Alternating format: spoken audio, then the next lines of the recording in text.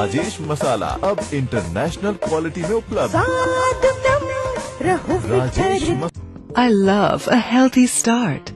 A healthy way to start my day. With Apis Himalaya Honey. अब 1 पे 1 free.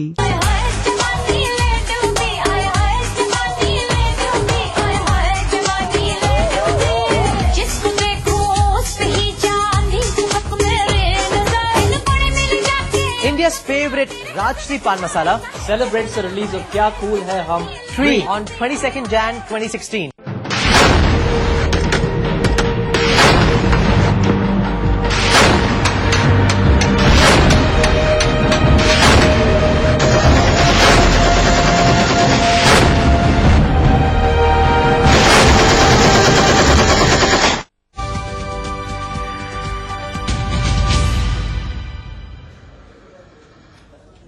Break के बाद एक बार फिर से आप सभी का स्वागत है। देश और दुनिया में करोड़ों दिलों पर राज करने वाले बॉलीवुड के एक्शन कुमार यानी कि अक्षय कुमार की फिल्म एयरलिफ्ट फिल्मी फ्राइडे को पहले पर्दे पर दस्तक देने जा रही है और द जेसी शो में एयरलिफ्ट के स्टार कास्ट ने ETV news network head Jagdish Chandra के साथ खास बातचीत की। रिपोर्ट देखिए। बॉलीवुड के खिलाड़ी कुमार यानी अक्षय कुमार और फिल्म एयरलिफ्ट की टीम ने द जेसी शो में ETV news network head Jagdish Chandra के साथ चर्चा की। अपनी बेबाक बातचीत में खिलाड़ी कुमार ने कहा कि फिल्म सच्ची घटना पर आधारित है जो इराक कुवैत युद्ध के दौरान इंडिया की उस ताकत को दिखाता है जिससे भारत किस तरह अपने 1,70,000 नागरिकों को बचाता है। इस पिक्चर में ऐसा क्या इम्प्रेसिव स्पेसिफिक कन्विंसिंग है जिसके लिए मैं घर से उठ के सिनेमा हॉल पिक्चर देखने जाऊं। बहुत सारी जनता देखे अमेरिका जैसे काम करती है, वो इतनी सारी फिल्में बनाती है यही दिखाने के चक्कर में कि America is the greatest country. हमें भी यही करना चाहिए कि हमें भी दिखाना चाहिए India is the greatest country. Film के निर्देशक राजा कृष्णन मेनन के मुताबिक वो 100-200 करोड़ के आंकड़ों में विश्वास नहीं करते, लेकिन उन्हें भरोसा है कि दर्शक एयरलिफ्ट को देखने थिएटर आएंगे। सब क्या लगता है 100 करोड़ का आंकड़ा पार होगा? इनकी हर फिल्में ऐसी करती हैं परफॉर्म। मैंने कभी सोचा नहीं, मुझे पता नहीं 100 करोड़ क्या होता है। तो लोगों को अच्छा लगे तो जाएंगे, अगर जाएंगे तो जो होगा होगा। खिलाड़ी कुमार के मुताबिक फिल्म में कमाल का आर्ट है जो बहुत कम फिल्मों में देखने को मिलता है। लोकेशन से ज्यादा जो है वो आर्ट डायरेक्टर का चार्म बहुत है। जिस हिसाब से उसने पूरा वॉर जोन बनाया, गाड़ियां जलती हुई, टैंक्स, ये सब चीजें जो है आपको दिखेंगी इस फिल्म के अंदर, आपको वाकई में 1990 में ले जाएंगी। अभिनेत्री निम्रत कौर के मुताबिक दर्शकों को फिल्म में जहां इंडिया की ताकत देखने को मिलेगी, वहीं मनोरंजन का भी पूरा ख्याल रखा गया है। फीलिंग एक ग्रिप है ऑडियंस पे, आप ऐसे बैठ के फिल्म देखेंगे, you know it's on at the edge of your seat. मेरे लिए ऐसा था। द जेसी शो में एयरलिफ्ट की टीम ने मूवी मेकिंग से लेकर खिलाड़ी कुमार की स्पेसिफिक स्टंट के राज खोले। आखिर क्या है खिलाड़ी कुमार का राज और एयरलिफ्ट की पूरी स्टोरी, जानना आपके लिए जरूरी है। लिहाजा ईटीवी न्यूज नेटवर्क पर द जेसी शो में देखिए एयरलिफ्ट की टीम से पूरी बातचीत। Bureau report, ETV news.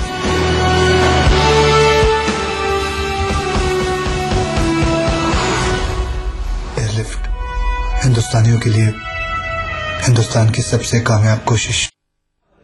और इसी के साथ इस बुलेटिन में फिलहाल इतना ही, लेकिन खबरों को तफसील से जानने के लिए आप लॉग इन कर सकते हैं hindi.news18.com पर। फिलहाल के लिए नमस्कार।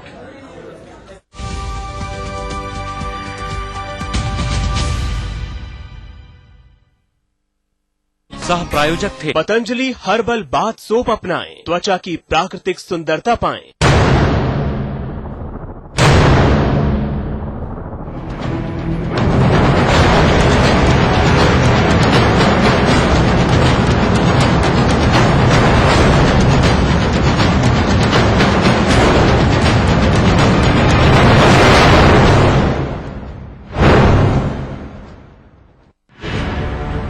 धर्म के बाजार में खबर की तलाश, हवा के खिलाफ जाने का हौसला, कई परतों में छुपा है सच, तीखे तेवर के साथ तर्क। जब जमीन से सवाल उठता है तब जिम्मेदार झुकता है। ये जनता से जुड़ा सवाल है और इसका जवाब आपको देना पड़ेगा। आवाज आपकी, शक्ल हमारी। प्राइम डिबेट सोमवार से शुक्रवार रात 8 बजे।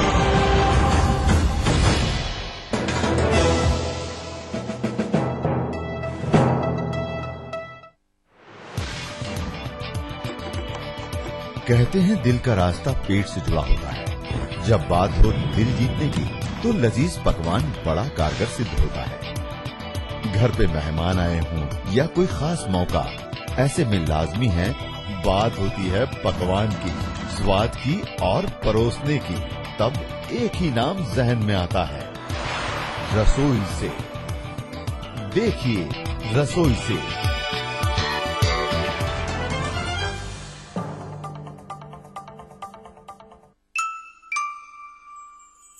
इतिहास कहता है कि वेद पुराण की रचनाओं से लेकर शासकीय निपुणताओं में महिलाओं ने अद्भुत योगदान दिया है। अतीत के पन्ने बता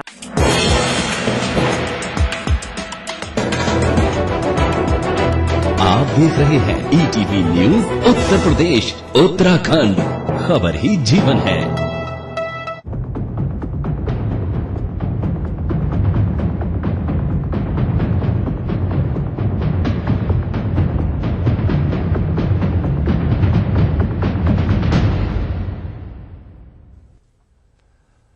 नमस्कार, स्वागत है आपका। आपके साथ मैं हूं रवि मिश्रा। आतंकवाद एक बड़ा खतरा है और सब जानते हैं कि आतंकवाद से लड़ना हर भारतीय का कर्तव्य है।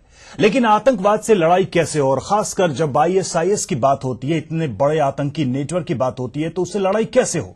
उसके लिए सेना है, इंटेलिजेंस है, बड़ी आर्मी है, एयरफोर्स है, ये तमाम चीजें हैं, सरकार है। लेकिन इसके अलावा भी कुछ लोग हैं जो IS से लड़ने की अपने तरीके की तैयारी कर रहे हैं। ऐसा ही एक संगठन है जिसकी आज हम बात करने वाले हैं। लेकिन सवाल यह है कि जैसी उसकी तैयारी है और जैसा उसका दुश्मन है, कोई मैच नहीं है। आखिर इस तरीके से करेंगे IS का सामना।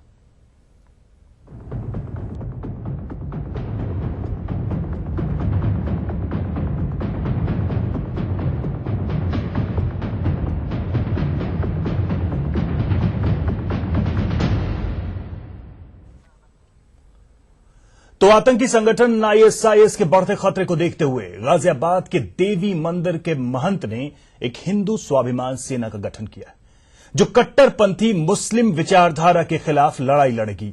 सेना के सिपाहियों को ट्रेन करने के लिए कैंप चलाए जा रहे हैं। वहीं इस खबर से पुलिस प्रशासन के होश उड़े हुए हैं, उसकी नींद उड़ी हुई है। सबसे पहले देखिए ये रिपोर्ट।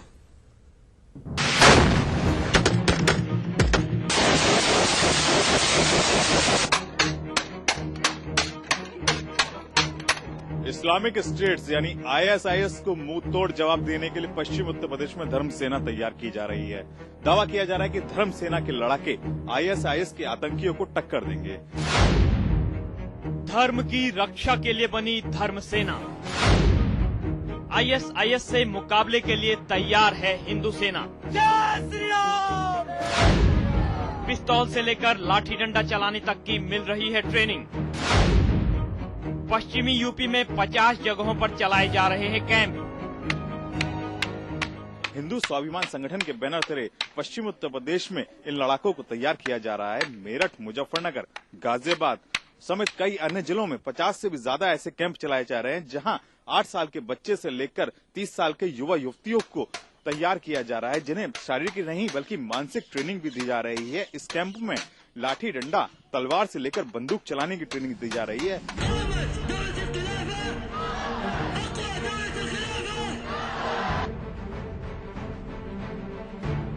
अपनी टीवी स्क्रीन पर चल रही इन दोनों तस्वीरों को जरा गौर से देखिए।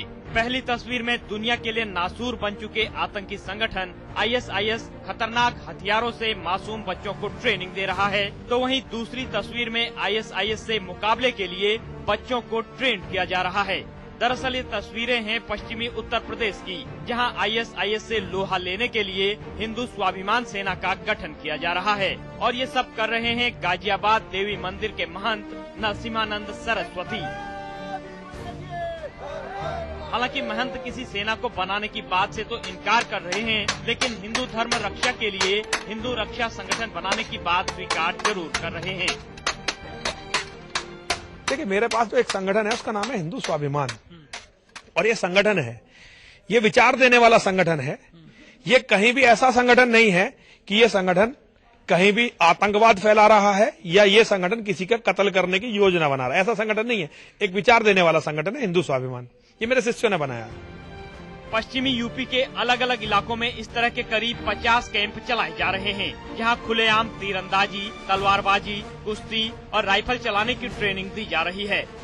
इस सेना में 8 साल से लेकर 40 साल वाले उन लोगों को भर्ती किया जा रहा है जो आईएस से मुकाबले के लिए शारीरिक और मानसिक तौर पर पूरी तरह फिट हैं। इस सेना से अब तक करीब 16,000 बच्चों और युवाओं को जोड़ा जा चुका है। लेकिन जिस तरीके से आईएस भारत को लगातार धमकी दे रहा है कि 2020 में हम लोगों ने जो पढ़ा वो न्यूज़पेपर्स के माध्यम से पढ़ा, 2020 का उसका टारगेट है इंडिया में आने का और इंडिया को कैप्चर करने का। हम लोग कुछ भी इलीगल नहीं कर रहे हैं, हम लोग सिर्फ अपने बच्चों को ये बता रहे हैं कि समस्या बहुत विकट हो सकती है। धर्मनिरपेक्षता जब तक है जब तक हम लोग जिंदा हैं। अगर यहाँ हिंदू नहीं रहेगा तो यहाँ धर्मनिरपेक्षता भी नहीं रहेगी। दुनिया के जिस हिस्से में से हिंदू खत्म हो जाता है, धर्मनिरपेक्षता अपने आप खत्म हो जाती है। तो धर्मनिरपेक्षता को बचाने के लिए मेरे लिए जरूरी है कि मैं हिंदू को बचाऊं। ऐसा प्रतीत होता है कि इन लोगों ने केवल अपनी बात को सनसनीखेज तरीके से रखने के लिए और लोकप्रियता पाने के लिए प्रथम दृष्टि ऐसा किया है, तथापि मेरे द्वारा निर्देशित किया गया है। इसकी हम लोग जांच करा रहे हैं और ऐसे तथ्य कोई प्रकाश में आएंगे तो अभियोग पंजीकृत करके कड़ी कार्रवाई की जाएगी। उधर इन ट्रेनिंग सेंटर्स की जांच शुरू कर दी गई है। सोशल नेटवर्किंग साइट पर पोस्ट की गई वीडियो पर भी पुलिस की नजर है। साथ ही किन किन गाँवों और कस्बों में ये कैंप चल रहे हैं, इसकी एक रिपोर्ट भी तैयार की जा रही है। ये गांव पुराने गांव है जहां पर पहले से ही पहलवानों को पहलवानी की सिखाई जाती है और हथियारों के पूजन भी किए जाते हैं। ऐसे में अब इस मामले के सामने आने के बाद कि इन लोगों ने एक ऐसे ट्रेनिंग कैंप ऑर्गेनाइज किया है, पुलिस एक्टिव हुई है, लोकल इंटेलिजेंस एक्टिव हुई है, एसएसपी उन दोनों ही गांव के प्रधानों के साथ में मीटिंग कर रहे हैं और इस बात की जानकारी ले रहे हैं कि क्या वाकई ऐसे ट्रेनिंग कैंप वहां चलाए जा रहे थे या नहीं। साथ ही डिप्टी एसपी एलआईयू को भी इस पूरे प्रकरण की जांच के बाद एक रिपोर्ट सौंपने को भी कहा गया है। शायद दूसरे न्यूज़पेपर्स में भी है, हमने सोशल मीडिया पे चेक कराया तो सोशल मीडिया पर भी कुछ उसमें लोगों द्वारा ट्वीट्स और फेसबुक पर किया गया है। तो मैंने एसएसपी गाजियाबाद से कहा है कि तुरंत वो इंक्वायर करके देखें और जमीन पे क्या हकीकत है और उसके संबंध में अपनी आख्या भेजें, उसके बाद ही कुछ टिप्पणी करना ठीक होगा। पुलिस भले ही इसे सस्ती लोकप्रियता पाने के लिए स्टंट करार दे रही हो, लेकिन सबसे बड़ा सवाल ये है कि क्या इस तरह से शस्त्रों की ट्रेनिंग देना कानूनन सही है। मेरठ में हरीश शर्मा के साथ लोकेश राय, ईटीवी न्यूज, गाजियाबाद।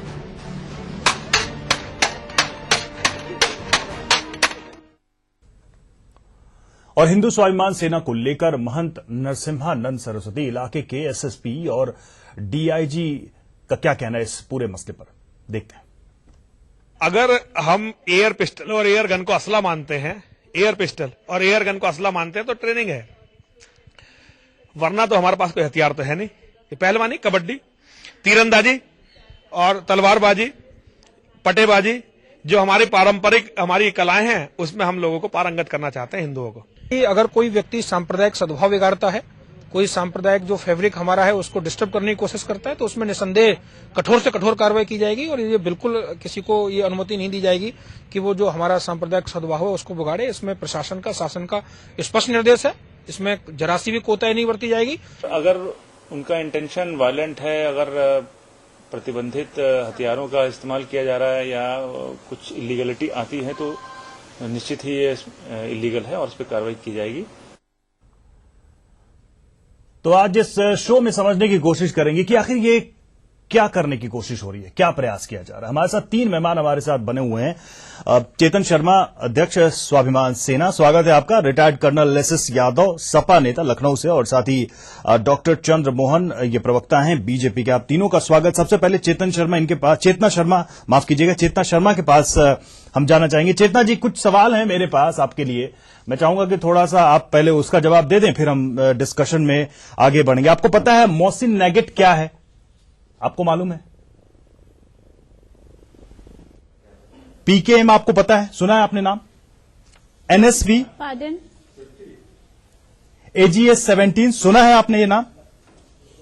आपको पता है, मैं कुछ नाम ले रहा हूं, आप बताइए कि आपने क्या ये नाम सुने हैं। जी आप बताइए। हाँ हाँ हाँ आप बताइए, आगे बताइए। हॉविट्ज का नाम सुना है आपने? हॉविजर का? जी। हॉविजर जानती हैं आप क्या होता है? आप बोलते जाइए। नहीं, आप बताएं ना, आप क्या जानती हैं ये सब? आपको पता है? आप मुझसे सवाल कीजिए। सवाल ही पूछ रहा हूँ। हाँ, नहीं, सवाल ही पूछ रहा हूँ। सुन लीजिए, सवाल पूछ रहा हूँ। MTLB आपको पता है? जी मैं जी M133 आपको पता है? नहीं पता आपको? नहीं पता है। अच्छा ये बताइए कि इंडियन आर्मी में कितनी संख्या है सेनाओं की? जी नहीं पता है, नहीं पता। आर्मी की कितनी संख्या नहीं पता आपको? सीरिया भारत से कितनी दूर है आपको पता है? देखिए सीरिया और इराक कितनी दूर है, कितने किलोमीटर पता है आपको? आप जिस जगह देखिए,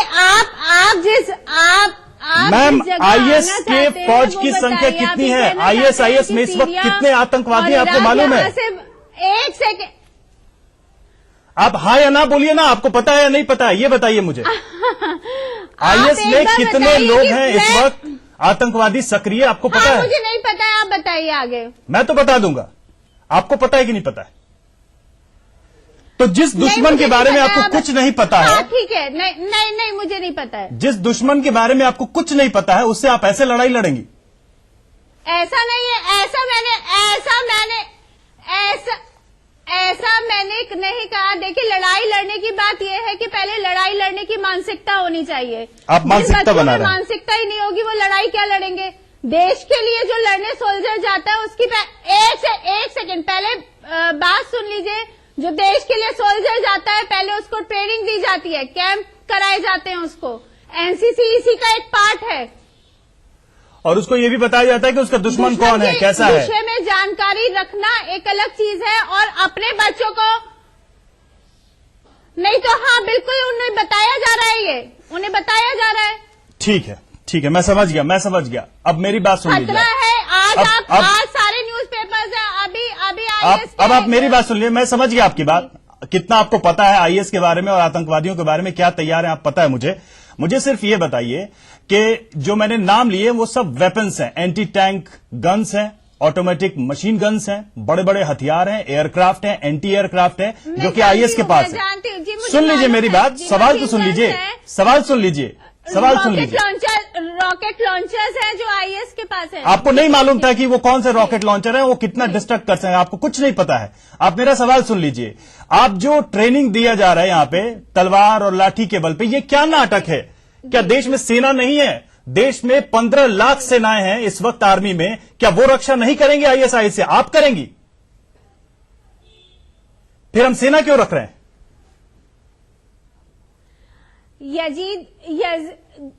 जब यजीदी महिलाओं के बलात्कार हुए तो क्या वहां सेना नहीं थी? सीरिया में क्या सेना नहीं थी? आपकी सेना दुनिया की 3rd बड़ी आर्मी है, यजीदियों के पास सेना नहीं थी, आपको नहीं मालूम है? एक देश की जिम्मेदार आपको नहीं मालूम है? दुनिया की 3rd आर्मी है आपकी।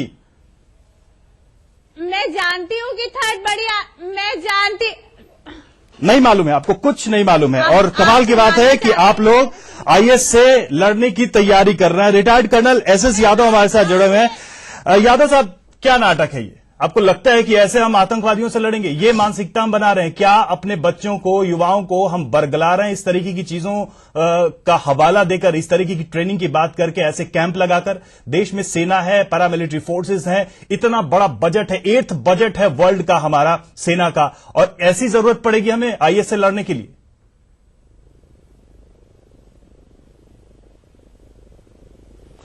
नमस्कार। सबसे पहले तो मैं ये बता देना चाहता हूं कि राष्ट्र की सुरक्षा के लिए हमारे पास में तीनों तरह की सेनाएं हैं।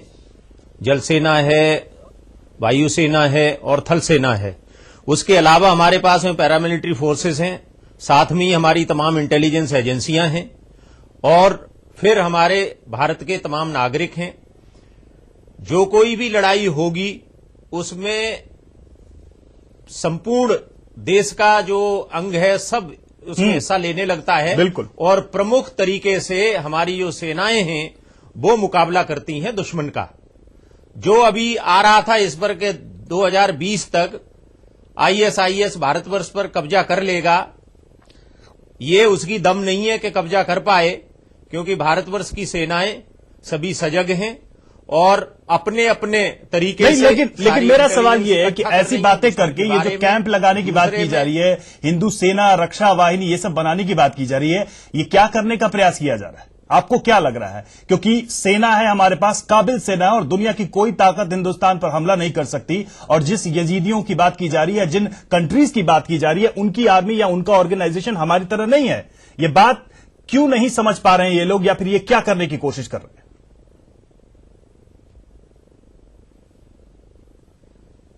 ये क्या करने वाले हैं इसका हमें आभास नहीं है कि ये पूरे के पूरे लाठी डंडा और तलवार से इससे कुछ नहीं होने वाला है।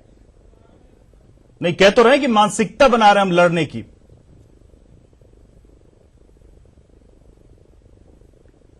भारतवर्ष में अपने देश को रक्षा करने के लिए मानसिकता है और लगातार जानकारियां, आजकल तो कोई भी इंफॉर्मेशन किसी से बची नहीं है। मॉडर्न टेक्नोलॉजी है, इंफॉर्मेशन टेक्नोलॉजी का जमाना है। कहीं पर भी कुछ भी होता है तो तुरंत सबको पता चलता है। चलिए एक कमेंट हमारे देश में, बिल्कुल ब्रेक में जाने से पहले एक कमेंट मैं चंद्रमोहन जी से भी ले लूं, क्योंकि उनसे सवाल अभी तक नहीं किया है। ये उजागर करने के तरीके नहीं है। चंद्रमोहन जी, आप बताइए जरा, आपकी पार्टी को क्या लगता है, ऐसे जो छोटे छोटे रेडिकल एलिमेंट्स बनाए जा रहे हैं, बच्चों के दिमाग में अभी से लड़ने के लिए प्रेरित किया जा रहा है, तलवार, लाठी, डंडे, जिन बच्चों को आर्म फोर्सेज में जाने के लिए सिखाना चाहिए। अगर आपको देश की सेवा करनी है तो आप सेना में जाइए, आर्मी में जाइए, एयरफोर्स में जाइए, आप बेहतर काबिल सैनिक बनेंगे देश की रक्षा के लिए। ऐसे करेंगे आप? आपको नहीं लगता कि इस तरह के एलिमेंट्स अगर एक्टिव हैं तो ये कहीं ना कहीं समाज को डिवाइड करने के लिए बने हैं, ना कि समाज की सुरक्षा के लिए?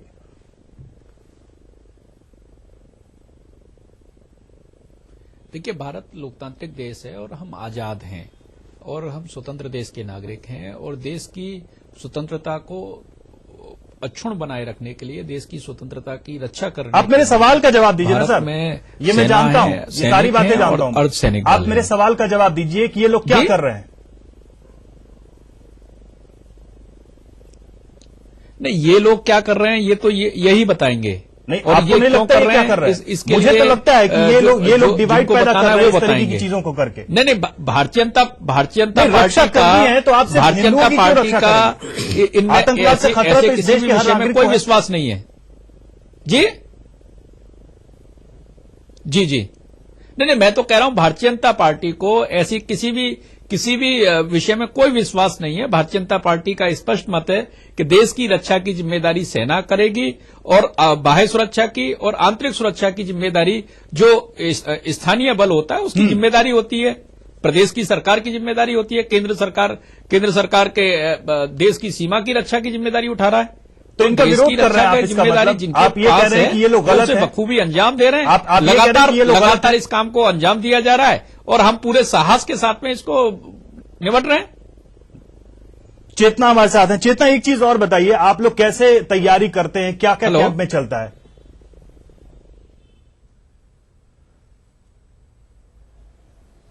देखिए, ये अखाड़ा परंपरा है। अब मुझे लगता है मुझे इस सवाल का जवाब बिल्कुल देना चाहिए। ये अखाड़ा परंपरा है, गुरुकुल परंपरा है, ये हमारी परंपरागत विद्याएं हैं जो बच्चों को आनी चाहिए।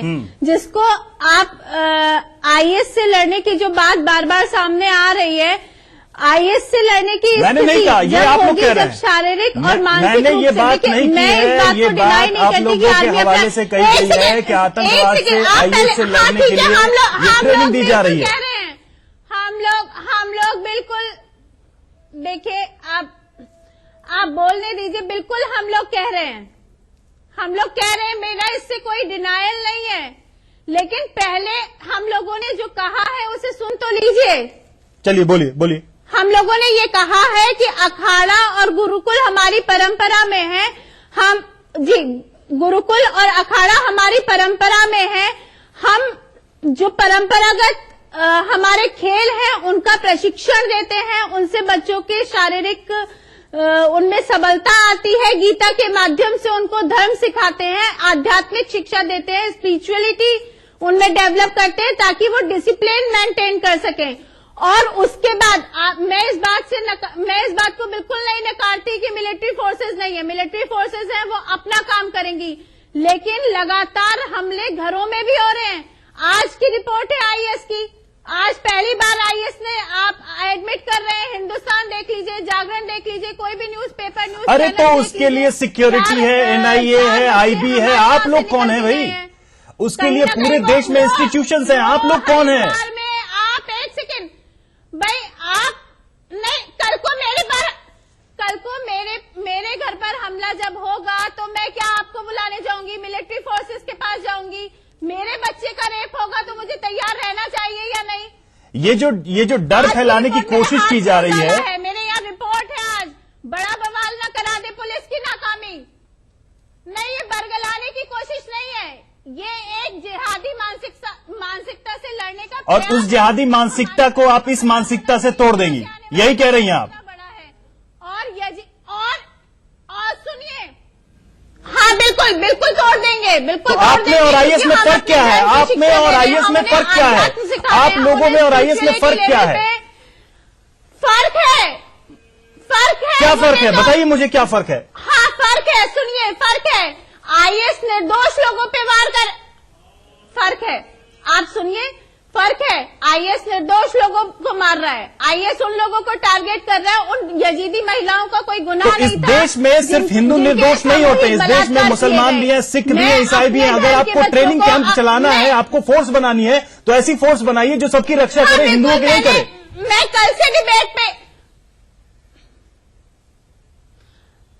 मैंने इस देश में आतंकवाद से हिंदुओं को ही खतरा नहीं है, सबको खतरा है। मैं आज आपके माध्यम से भी ये आमंत्रण दे रही हूँ, एक सेकेंड, मैं सभी महिलाओं को ये आमंत्रण दे रही हूँ आपके माध्यम से कि वो अगर पर्दा प्रथा को छोड़कर, अगर हथियार उठाकर, अगर किसी तरीके के हमारी परंपरागत जो गुरुकुल में सिखाई जाने वाली विद्याएं हैं उनको अगर सीखना चाहती हैं तो पहले नाम बदलिए ना, पहले तो नाम बदलिए, हिंदू वर्ड हटाइए इसमें से। महिला के लिए आवश्यक है, आप नाम बदलिए, पहले हिंदू वर्ड हटाइए इसमें से। नाम बदलने की क्या आवश्यकता? क्यों हिंदू इतना, आप हिंदू को सेकुलर क्यों मानते हैं?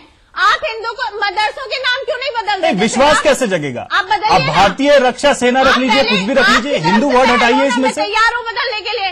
नहीं, हिंदू सिर्फ ये हिंदू सेकुलरिज्म का एक लोगो क्यों बना दिया है आपने क्यों बना दिया है कि हिंदू जब भी आएगा तो वो सांप्रदायिक होगा? मैं नहीं बना रहा हूं, मैं नहीं बना रहा हूं। मेरे यहाँ कमलेश तिवारी के आज क्लीन चिट मिली, उससे पहले लाखों लोग सड़कों पे उतरकर हल्ला काट रहे हैं, प्रशासन उस समय नहीं था क्या? चलिए ठीक है, मैं समझ गया। देखिए, कोई भी उत्तर आपके पास लॉजिकल नहीं है कि आप लोग ये सब क्या कर रहे हैं, कोई भी तर्कपूर्ण बात आप नहीं रख पाए, क्योंकि जिस चीज से लड़ने की आप कोशिश कर रही है वो आपके कद से कहीं बड़ा है, वो बड़ा खतरा है, उससे सबको मिलकर लड़ना है।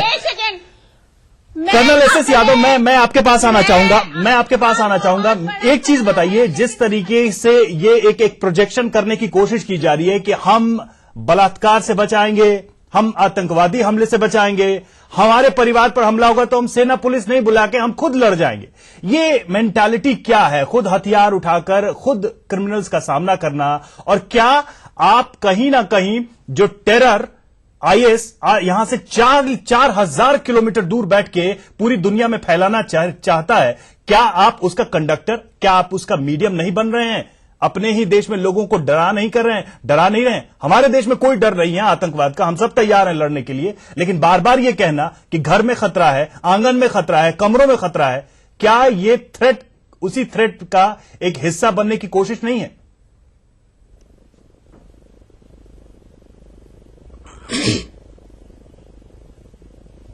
ये एक तरह की अराजकता फैलाने वाला माहौल बन रहा है जी, एक तरह से अराजकता फैलाने वाला माहौल ये बन रहा है। और इसमें लगातार अगर हम वो काम करना शुरू करेंगे जो सेनाएं कर रही हैं तो उसमें तो, और दूसरा ये है कि जब यहां पर जब सेनाएं हैं मौजूद, आप अपने बच्चों को एनसीसी में भेजिए, आप अपने बच्चों को मिलिट्री स्कूल, सैनिक स्कूल में भेजिए, आप अपने जो सैनिक हैं उनका आप सम्मान करिए, उनका प्रोत्साहन करिए, उनका मनोबल बढ़ाइए। आपके अंदर जो अर्धसैनिक बल हैं उनको आप उनका मनोबल बढ़ाइए। इन सब को आप करेंगे तब देश के साथ